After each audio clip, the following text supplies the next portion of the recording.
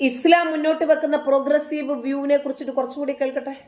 ഇംഗ്ലീഷിലേക്ക് പരിഭാഷപ്പെടുത്തിയപ്പം യാഥാസ്ഥിക മതപൗരോഹിത്യം, conservative clergies അവര് സ്ത്രീ വിരുദ്ധമാക്കി മാറ്റി. അതിനെയാണ് സഖാവ് EMS വിമർശിച്ചത്, അല്ലാതെ ഖുർആനെ അല്ല. ഇവിടെ ബോധപൂർവ്വം തെറ്റിദ്ധരിപ്പിക്കുന്നു. ഇത് തന്നെയാണ് ലീഗ് നിങ്ങൾ ഒഴിവാക്കേണ്ടത്. അതുകൊണ്ടാണ് ഞാൻ പറഞ്ഞത്, നിങ്ങൾക്ക് ഇസ്ലാം ഖുർആനെ പറ്റി പറയാൻ അവകാശമില്ല. നുണ മാത്രം പറയുന്ന നുണയന്മാർ ഇവിടെ. അതായത് ഖുർആനിനെ കുറിച്ചിട്ട് ഇപ്പോൾ ആരാണ് നുണ പറയുന്നതെന്നും ഇസ്ലാമിനെ സംബന്ധിച്ച് ഒരു മതപ്രഭാഷകനേക്കാൾ നന്നായി ഖുർആൻ പ്രഭാഷണം ചെയ്യുന്നതിനു വേണ്ടിയാണ് അദ്ദേഹത്തിന് ലഭിച്ചിരിക്കുന്ന വേദി അദ്ദേഹം ഉപയോഗപ്പെടുത്തുന്നതെന്നും ഇപ്പൊ മനസ്സിലായില്ലേ? അഫ്ഗാനിലെ താലിബാൻ ഭരണകൂടം ഇസ്ലാമിക ഭരണം ലഭിച്ചു കഴിഞ്ഞപ്പോ, അവർ അഫ്ഗാൻ പിടിച്ചടക്കി കഴിഞ്ഞപ്പോൾ സ്ത്രീകളുടെ സ്വാതന്ത്ര്യം തടവറയിലാക്കി. യഥാർത്ഥ